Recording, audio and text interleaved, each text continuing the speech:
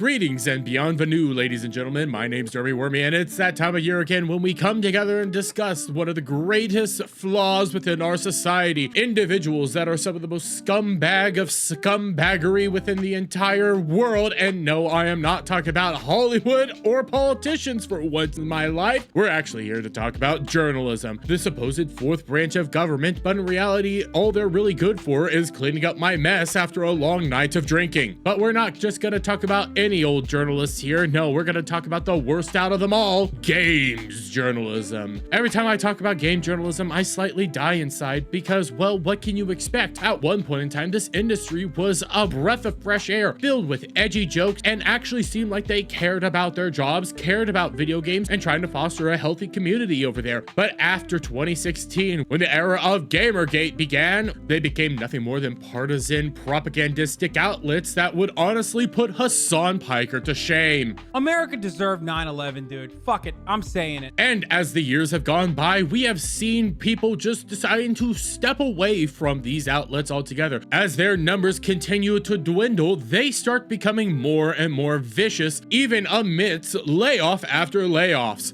If you don't like it, don't watch it. Peace.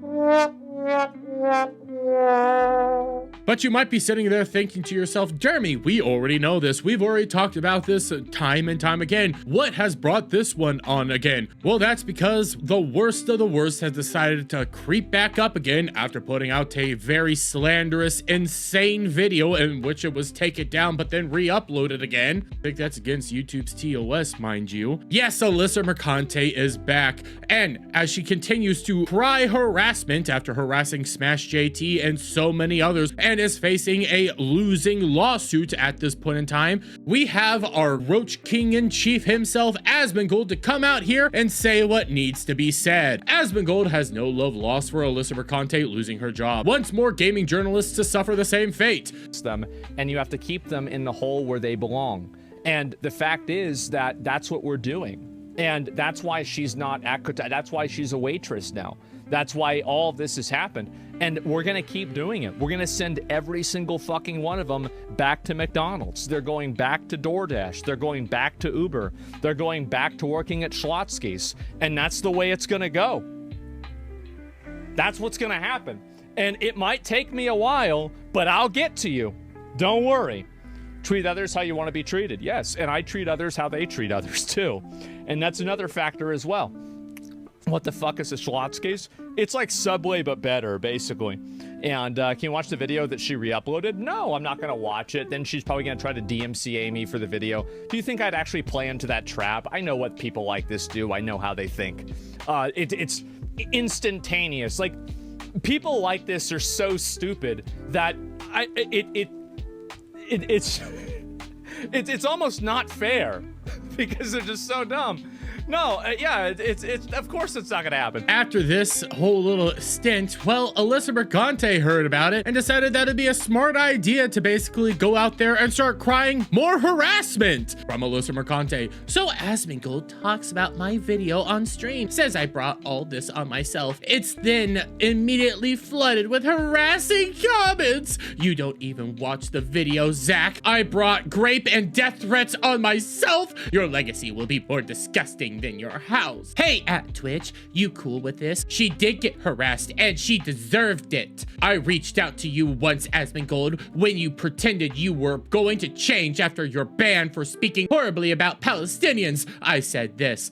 I meant it. You wield influence, but you use it to spread hate and encourage your fans to brigade people. You are abhorrent. 50K viewers listening to you say I deserve harassment and that you should stop until none of us have jobs. This is dangerous rhetoric, and you know it. Shut up, bitch! Well, Asmongold's not gonna take that one sitting down and had this to say. Throw stones while you live in a glass house, and the moment that there's a single crack in it, now everybody else has to think about your fucking feelings is ridiculous. This is insane. No, I'm not sorry about you getting harassed. I don't give a fuck because I didn't do it. The thing is, if you sit around, and also, by the way, this is what I think is so fucking funny, is that she thinks that writing things and saying this stuff doesn't have anything to do with me getting harassed. Like, no, it's got nothing to do with this. So now the only person that can get harassed is her. She's the only person that can get harassed. I never get harassed, right? Nobody ever sends me death threats. Do you want to know why nobody ever does any of that stuff like that to me? Do you want to know the reason why?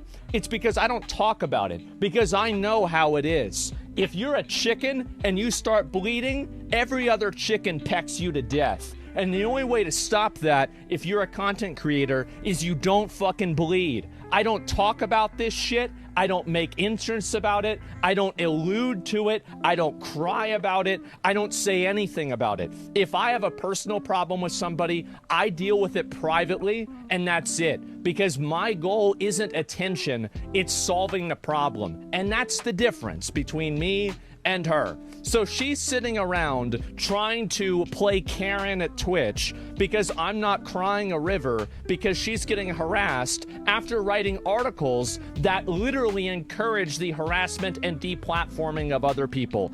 I'm sorry, but you get what you fucking deserve. Nobody is excusing death threats. Nobody is excusing rape threats. But your idea of harassment is people calling you a dumb bitch. And I'm sorry, that's not harassment. That's just you being a bitch, honestly. And it's not because you're a woman, it's because of how you behave.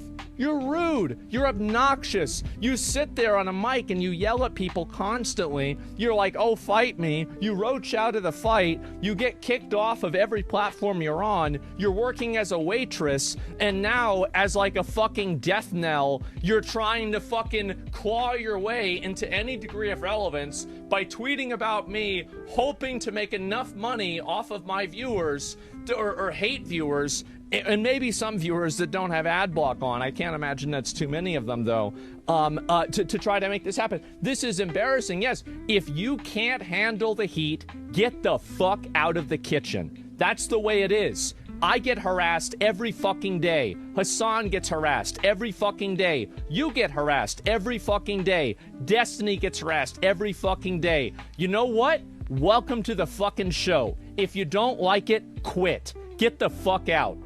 That's the way it is. And after Asmongold essentially just destroyed her entire career, we can actually even go into her own Twitter account and just see evidence of what Asmongold said. Kirsch has been spewing right-wing edgelord shit and suffering a rare consequence for it for quite some time, but because the chuds have goldfish memories, they're acting brand new. George Floyd jokes, white replacement nonsense, the works. Hiding her identity so she can regurgitate 8chan bullshit and send harassment towards people who call her out boring, tired, unoriginal, and nowhere near as smart as she thinks she is. Add her to the list of people we should stop platforming in 2025. Or we can even go to another recent incident in which she openly defended the lead actress in Intergalactic coming out here and antagonizing fans, responding to Vera Dark via screenshot because she constantly blocks every last person she gets offended by. Vera, she posted this after your mouth-breathing ilk had mini strokes all over Twitter and YouTube because of her and Siri. The they attacked innocent gamers logic is deranged, but even more so when you purposefully remove context. Oh, wait, you serious? Let me laugh even harder. This is what brings these actions on. This is what does this stuff, and this is going directly into what Asmongold just said in his response. And we can even go through the list of numerous reasons as to why you shouldn't have a job in the first place. Why don't we actually just start off with the biggest one out there, that Sweet Baby Inc. article, filled with misinformation and full-fledged ignoring what actually happened in this time. For those of you who aren't aware, Sweet Baby Inc. is a consultancy company that actually has worked on many AAA video games and has openly admitted to injecting more propaganda into said games, doing it with terrorism, and deciding to threaten game developers if they don't comply. Put this stuff up to your higher-ups. And if they don't see the value in what you're asking for when you ask for consultants, when you ask for research, go have a coffee with your marketing team and just terrify them with the possibility of what's going to happen if they don't give you what you want. On top of that, they openly admit that they wish to take over the gaming industry. work very hard to get marginalized talent into the industry, to protect them the way that we would want to have been protected, to lift them up, and to get them into an industry where they're too often shut out. And basically, I think, to take over. But hey, when it comes over here to the article that Alyssa Mercante decided to put out here, she decided to, yes, reference the fact that Sweet Baby Inc. employees 100% did notice the Sweet Baby Inc. detected webpage, but decided that it would be a smart idea to ignore the fact that said employees thought it'd be incumbent on themselves to go ahead and come out here to deplatform Cabrutus and the Sweet Baby Inc. detected community page. Hear from Chris Kindred, a former employee of Sweet Baby Inc. that started this all off. The Steam curator harassment group Sweet Baby Inc. detected is led by this person at Cabrutus. Here's them trying to be slick so they don't get reported, even with the discriminatory language filled off. The group itself still fails the code of conduct and report the creator since he loves his account so much. Choosing to leave that little instance out shows just how awful at your job you truly are. But we have other examples of Alyssa Mercante being awful at her job. For example, Farm Folks situation that went viral just last year, in which the company thought it'd be funny to make a boob physics joke the entire time. Following that, Alyssa Mercante sat down with the CEO and decided to twist his words around into attacking gamers. And only after being called out by said CEO, she decided to come over here and update the article and fix it outright. Or how about the time you decided to go on stream and openly advocate for more people to come after you because you didn't have a problem with it at all? You know what I want? What you really, really want? I want people in the industry to be a little bit louder about people being mean to other people. And maybe say it's not a good thing. Yeah. Maybe say we don't want you around if you're gonna be a cunt. Yeah. And hateful. And that the games industry is diverse naturally. Not because anyone's making them be diverse. Because the world is diverse, you stupid motherfucker. And if you have a problem with that, come fight me. Physically. Bitch. Has anyone taken you up on that yet? No, because they're all pussies. Yep. And after Vera Dark decided to take you up on said offer, you decided to back out because Keemstar was willing to actually set up said fights. But you're starting to see a pattern here, aren't you? Goes out there, antagonizes everybody, starts to rile everybody up, and then the moment she gets a little bit too much pushback, she decides to say, oh my god, I'm getting harassed the entire time. But why don't we actually go back to the topic at hand? Because no, this is not actually an Alyssa Mercante video. This is actually a video about gaming journalism and why Asmongold's honestly correct to say that almost every last one of these people should be going to work over at McDonald's. And even I think that that's a little bit too highbrow just for them. But if you want some examples of this, why don't we take a look at things like this? Could we be about to enter the skippable boss fight utopia? Because even though a lot of people try to hide behind the idea of maybe that Dark Souls or Elden Ring just have way too hard of bosses and they need an easy mode implemented, we also have evidence to say that even Kotaku can't play Pokemon without struggling. Pokemon Scarlet and Violet punishes fans for being filthy casuals. What you just said is one of the most insanely idiotic things I have ever heard. You can't even play Pokemon without complaining that it's hard. Man, you really need to start reevaluating your entire life choices. Or we could end up taking a look at the propagandistic side of things. Final Fantasy 16 dev has a terrible answer for why the game is so white. And following that article, they would go on to continue doubling down on their position as to why JRPGs should be more diverse by simply saying, we need to start holding Japanese RPGs to a higher standard. Respecting Japanese video games means not treating them with kids' gloves. All that really boiled down to Japan is racist for not wanting to inject black and brown people into a game set in a European fantasy. So many retards. And you know what's the worst thing? That they're confident retards. Or on the topic of Pokemon again, how many times have we ended up seeing this exact article repeated? Fairy Pokemon have become a queer calling card. Why do the gays and the theys love fairy Pokemon so much? That's it! Killing you both! You know what? The more I read this, the more I'm convinced that these articles aren't even worth cleaning up my dog's mess every single time they make it. But hey, it's not just Kotaku that's guilty of doing this. We have articles from The Gamer. Assassin's Creed fans call out blatant racism in community amidst Shadow's backlash. Oh yes, the racism from gamers wanting authentic representation and an authentic story within feudal Japan, and not propagandistic BS shoved in there by modern day ideologues. And because these outlets decide that it's a good idea to always suckle at the teat of these AAA industries, they had to come out here and pandered even harder, talking to one of the consultants that worked on Assassin's Creed Shadows from Eurogamer. Working in the shadows, how an Assassin's Creed researcher braved the backlash. Good job, white supremacists! Because that's all we are. If you criticize anything that's out there, if you have any sort of pushback on the overt messaging, on anything that's going on there, you're nothing more than a KKK member and a white supremacist that just hates black and brown people. Ignore the fact that people are coming out here trying to argue for authenticity and a true representation of the actual time period in question. No, you're just a massive racist. What the is this? Are you kidding me?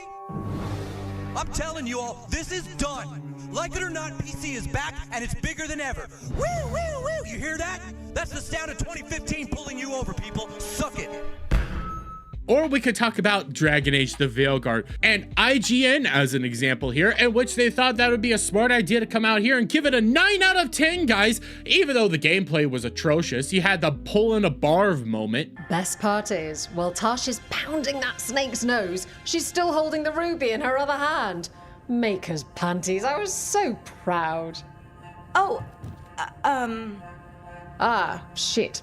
They're still holding it, sorry. What are you doing? Pulling a barv. Oh, okay. A barv? Tradition in the Lords of Fortune, from one of our old members, Barv. Good guy, but like most of us, his plans went sideways a lot. Bad blood among your crew's not good for morale, but there's not always time for big, drawn-out apologies. So, when one of us screws up and we know we've screwed up, we do a quick 10 to put it right. Pulling a barv.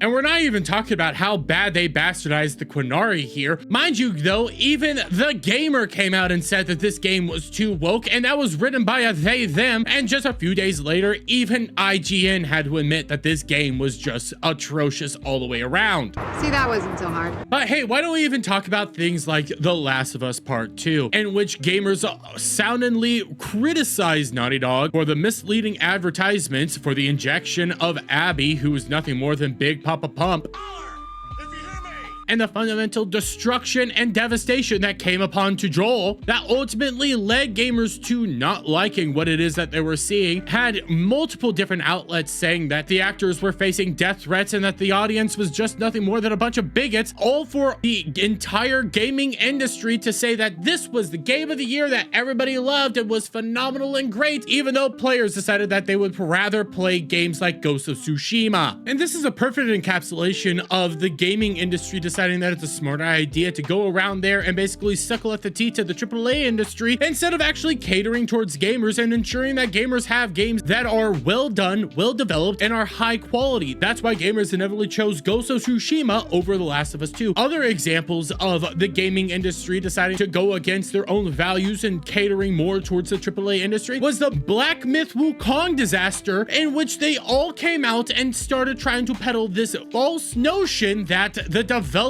were sexist. And this all started by IGN, in which they openly put out how Black Myth Wukong developers' history of sexism is complicating its journey to the West. And this was all spun on because of an AI translated post from Mandarin to English, in which it openly says, "I want to expand my circle and hire more people. Get licked until I can't get an erection." What is wrong with you? Were you dropped on your head? I'm sorry, but if you think somebody actually went out there and posted that, you're really insane. You admit that this was translated via AI, but if you sit there and think, wow, that sounds like a real sentence somebody would actually put onto paper, you're the one that has the problem here. But furthermore, even following this whole debacle, IGN, after giving Dragon Age the Veilguard a massive 9 out of 10, only gave Black Myth Wukong an 8 out of 10. That's stupid. You're stupid. Stop being stupid. And that's not even counting for Screen Rant's depiction of the whole Black Myth Wukong debacle, in which they ultimately say that the game's bad because it doesn't have enough diversity and whammons in the game itself. God, it's like you just use words you hear randomly to try and sound smarter. And this is just some of the many examples of the gaming industry being just well past its overall date at this point in time. And heck, as a lot of the parent companies are deciding, hey, you know what? We need to quit putting out these propagandistic rags and actually put out, you know, game guides. Kotaku decided to throw a big old hissy fit, having their editor-in-chief basically resign because, well, they can't be asked to actually put in work. Damn, what kind of stupid are you? And since Kotaku just couldn't be actually bothered to do their actual jobs, layoffs have been ensuing, starting with Kotaku Australia being shut down, and ultimately major layoffs even hitting Kotaku proper. And heck, we even saw recently that even Polygon is starting to get hit by layoffs after they got sold off to another company, Valiant. Don't let the door hit you on the way out, because I don't want ass prints on my new door. And I would love to feel bad for these people losing their jobs, but the sad reality is they brought this on themselves. They decided to throw away any instance of actual journalistic integrity, all for the sake of pandering and exploiting their positions just to try to benefit themselves. But in the long run, all it actually did was lead people to not wanting to touch your garbage tier rags anymore and ushered in the rise of YouTubers. So I guess thank you for the job. But until next time, guys, please give me your thoughts on all of this down in the comments below. If you like this video, please give a thumbs up, shout out friends, hit that subscribe button, hit that notification bell for every time I put out a new video and go live, guys. And I'll see you in the next one. Bye for now.